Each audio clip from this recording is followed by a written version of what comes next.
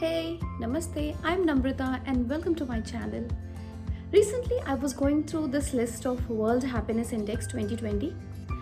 So, ये वो list है जो United Nations of sustainable development network solutions हर साल on world happiness day that is March 28 को रिलीज़ करता है, listing down the world happiest country, मतलब on the top happy country और धीरे धीरे द सैडेस्ट कंट्री.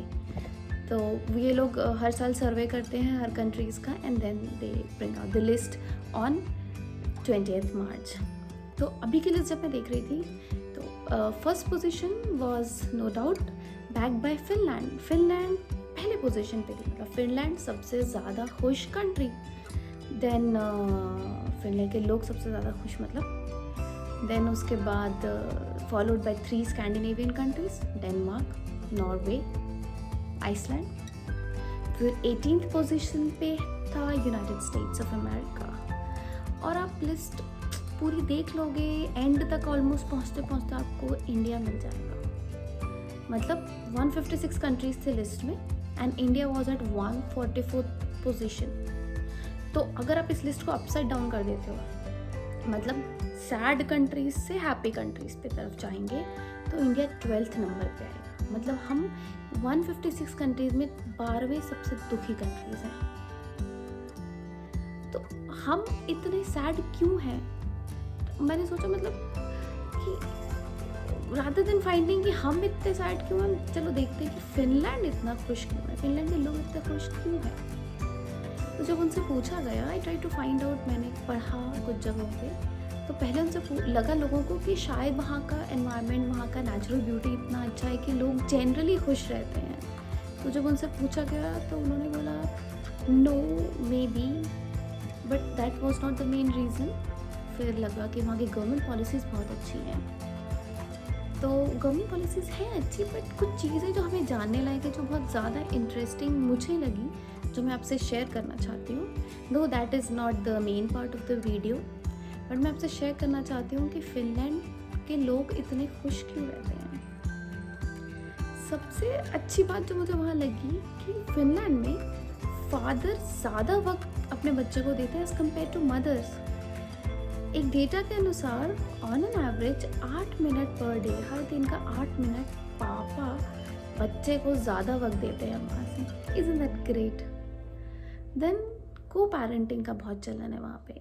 को पेरेंटिंग मतलब क्योंकि बच्चा दोनों का है, तो बच्चे की हर चीज़ दोनों की है.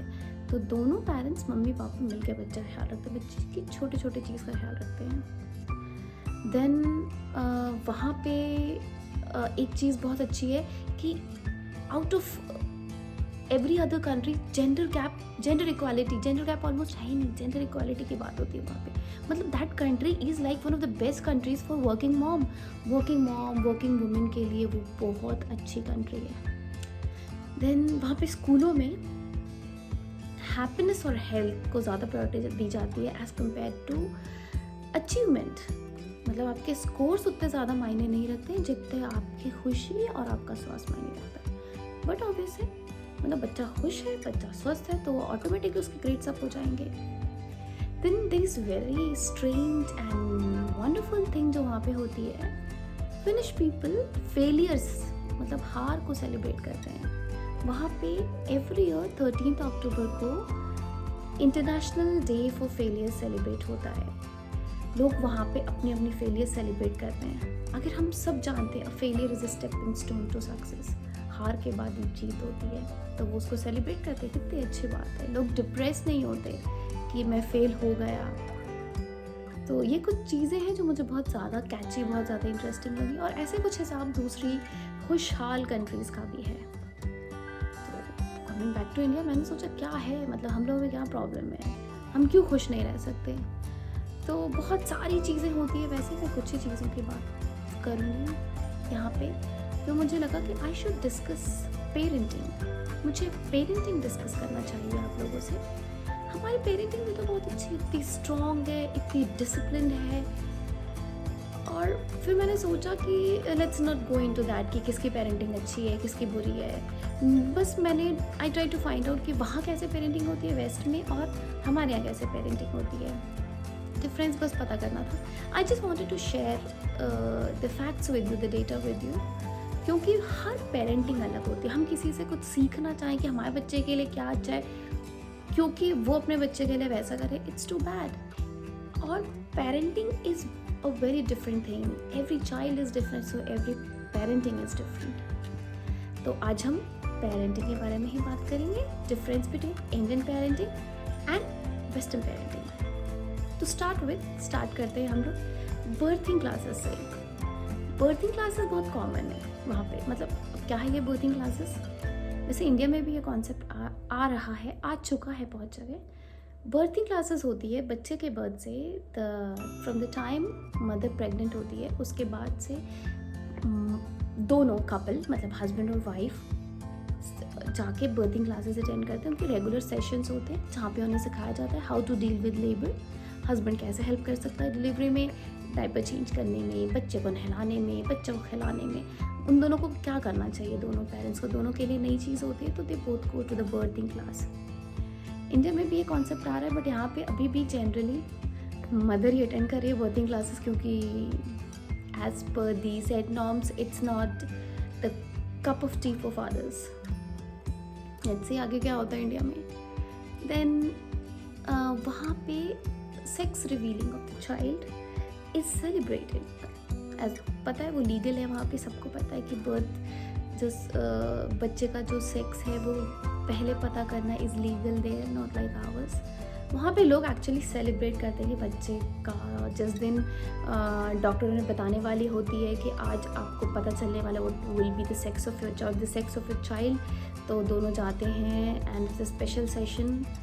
और जैसे ही पता चलता है शाम को they throw a party, they reveal it with everybody. सबको बताते हैं, एक पार्टी थ्रो करते हैं. तो एक जनरल ट्रेडिशन है यूएसए में कि एक केक कट होगा. अगर वो केक काटेंगे, जैसा भी अफोर्ड कर सकते हैं, छोटा बड़ा, एक पार्टी थ्रो करते हैं. तो अगर if they cut the cake, if the colour of the cake inside is blue तो लड़का है, अगर पिंक कलर है तो लड़की है. Kind of wonderful thing. तो और हमारे यहाँ इलीगल है. बहुत अच्छी बात है कि इलीगल है भाई.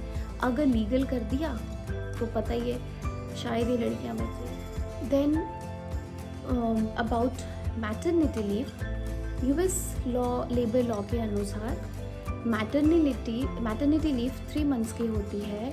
उन पेड और unpaid depend on the company. उन कंपनीज में जहाँ पे 50 से ज़्यादा एम्प्लॉय काम करते हैं, अदरवाइज़ कोई मैटरनिटी लीव नहीं होती है. और बहुत सारी जो बहुत अच्छी कंपनीज हैं वो अपने हिसाब से लीव दे सकती हैं. और फिनलैंड में मैटरनिटी लीव 4.2 months की होती है और पैटर्निटी लीव 2.2 months की होती है. मतलब पापा लोगों को भी 2 महीने की छुट्टी मिलती है अच्छी खासी, जब तक बच्चा 2 साल का नहीं हो जाता.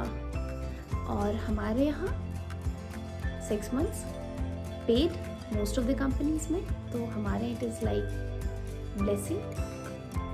देन हम बात करेंगे डाइपर्स. छोटी सी बात है डाइपर्स. हमारे यहाँ भी डाइपर्स सभी अपने बच्चों को पहनवाते हैं, बट वहाँ को ज़्यादा ही है. मतलब अब हम यहाँ पे मैंने देखा है 1-1, 2-2 महीने के भी जो बच्चे रहेंगे ना, उनको आप अच्छा खासा 2 दिन 3 दिन के बच्चे को भी ना अच्छा खासा बिठा के कोशिश करोगे कि वो आपके नीज़ के ऊपर से किसी तरह से वॉश कर अपना जो भी उसका है टॉयलेट बाथरूम करे. बट वहाँ पे डाइपर्स पहनाने कॉन्सेप्ट जो कि एक्चुअली बहुत बड़ा एक वेस्ट मैनेजमेंट के लिए बहुत बड़ी एक्टिविटी रहती है, बहुत बड़ा डिस्पोजल. वेस्ट में बच्चों को जनरली नैनीज पालती हैं और नैनी का कॉस्ट इतना ज़्यादा रहता है कि अगर आपका उतनी इनकम नहीं है तो you may have to lose your job. और हमारे यहाँ बच्चे को पालना इज़ अ फैमिली अफेयर. मतलब बच्चे के दादा दादी, नाना नानी, चाचा चाची, मामा मामी सब इकट्ठा हो जाएंगे बच्चे को पालने के लिए. तो हमारे यहाँ बच्चे को पालना उतनी ज़्यादा मुश्किल वाली बात नहीं होती है. देन वहाँ पे आप देखोगे कि छोटे से छोटे बच्चे को 2 महीने के 3 महीने के बच्चे को भी पेरेंट्स कैंपिंग, टूरिंग, मतलब बड़े बड़े कैंप्स पे, रॉक क्लाइंबिंग के पे 10-10 किलोमीटर के टूर पे लेके जाते हैं अपने पाउच में रख के. तो हमारे यहाँ अगर 2 महीने 3 महीने का बच्चा ना माँ निकल पा रही है ना बच्चा बाहर निकल पा रहा है, क्योंकि ना सर्दी लग जाएगी और बुखार हो जाएगा, ठंड लग जाएगी या तो ज़्यादा धूप लग जाएगी. अगर कुछ ना लगे तो नज़र ज़रूर लगेगी. उसके बाद जो एक चीज़ है वहाँ पे बहुत ही ज़्यादा इंटरेस्टिंग, जो स्पेशली स्कैंडिनेवियन कंट्रीज़ में है, तो वहाँ पे क्या होता है कि जब पेरेंट्स शॉपिंग करने जाते हैं तो बच्चों को स्ट्रॉलर पे रख देते हैं, मतलब स्ट्रॉलर पे एक जगह बाहर रख देते हैं and they do their shopping. Literally वहाँ पे एक जगह होती है जहाँ पे पेरेंट्स अपने बच्चों को रखते हैं and they do their own shopping. तो इसके कुछ फ़ायदे हैं, इसके बहुत ज़्यादा फ़ायदे हैं एक्चुअली। एक तो शॉपिंग में कुछ प्रॉब्लम नहीं होती क्योंकि बच्चे को हम शॉपिंग कम करते हैं, बच्चे पे ज़्यादा ध्यान रहता है हमारा। देन जब जहाँ सारे बच्चे रहते हैं तो वैसे भी एक दूसरे से एटलीस्ट कुछ जो वक्त रहता है बच्चों के साथ उनको अच्छा लगता है। देन विटामिन डी भी मिलता रहता है उन्हें। वेस्ट में बच्चों के बेड्स पेरेंट्स के बेड से अलग रहते हैं और उनका एक प्रॉपर स्लीपिंग टाइम रहता है। जब उनका टाइम सोने का टाइम होता है तो पेरेंट्स उनको अपने क्रिब में, जहाँ पे उनकी प्यारी सी नर्सरी होती है, उनका बेड, वहाँ पे उन्हें सुला देते हैं and they do their own work, जैसे एक दूसरे के साथ टाइम स्पेंड करना या पार्टी करना या फिर अपना जॉब का काम करना। और हमारे यहाँ जब तक बच्चा 6-7 साल का नहीं हो जाता तब तक वो मम्मी के पास ही सोता है। तो या तो पेरेंट्स अपना टाइम बदल लें बच्चे के हिसाब से या बच्चा अपना वक्त बदल ले मम्मी पापा के हिसाब से। देन वेस्ट में कुकिंग जैसा कोई कॉन्सेप्ट बहुत ज़्यादा नहीं है, मतलब वहाँ पे खाना बनाने में लोग बहुत ज़्यादा भरोसा नहीं करते, विश्वास नहीं करते। फूड इंडस्ट्री बहुत ज़्यादा कमर्शलाइज्ड है, वहाँ पे लोग बाहर से खाना ऑर्डर करते हैं तो रेडी टू कुक बहुत सारी चीज़ें मिलती हैं। और वो टाइम वो सोचते हैं कि अपनी फैमिली के साथ, अपने बच्चे के साथ या अपने काम पे ज़्यादा डिवोट करते हैं, अपनी पार्टी पे ज़्यादा डिवोट करते हैं। लेकिन हमारे यहाँ एक प्रॉपर बैलेंस डाइट पे, प्रॉपर फूड डाइट पे बहुत ज़्यादा ध्यान दिया जाता है। तो ये एक बात बहुत अच्छी, वहाँ के बच्चे इसलिए आप देखोगे बहुत ज़्यादा ओबेज होते हैं, बहुत ज़्यादा मोटे होते हैं। हमारे यहाँ बच्चे जनरली, बच्चों की डाइट बहुत अच्छी होती है, बच्चे जनरली फिट होते हैं। नाउ वेस्ट में चाइल्ड राइट्स बहुत ही स्ट्रॉन्ग है, मतलब एक 4 साल का बच्चा भी 911 कॉल करके अपने पेरेंट्स के खिलाफ शिकायत दर्ज करा सकता है कि उस पर कुछ वायलेंस हो रहा है, उसे मारा जा रहा है। मतलब लिटरली स्कूल में बच्चों को बताया जाता है उनके राइट्स। मतलब आप सिर्फ इमेजिन करो कि हमारी मम्मी हमें थप्पड़ मारी या पापा कुछ डांट रहे हैं और हम कॉल कर रहे हैं 100, इट्स दैट स्ट्रेंज। तो फ्रेंड्स इस वीडियो में बस इतना ही, और भी बहुत सारे डिफरेंसेस हैं जो मैं अभी फाइंड आउट कर रही हूँ और मैंने जॉट डाउन करके रखे हैं। Now I didn't want to make this video a bit long, इसलिए मैंने सोचा इसका सेकेंड पार्ट बनाती हूँ एज माई ओल्ड वीडियोज़। तो फिर मिलते हैं दोबारा, and if you have not yet subscribe my channel please subscribe now, and thank you for watching. Bye bye, नमस्ते।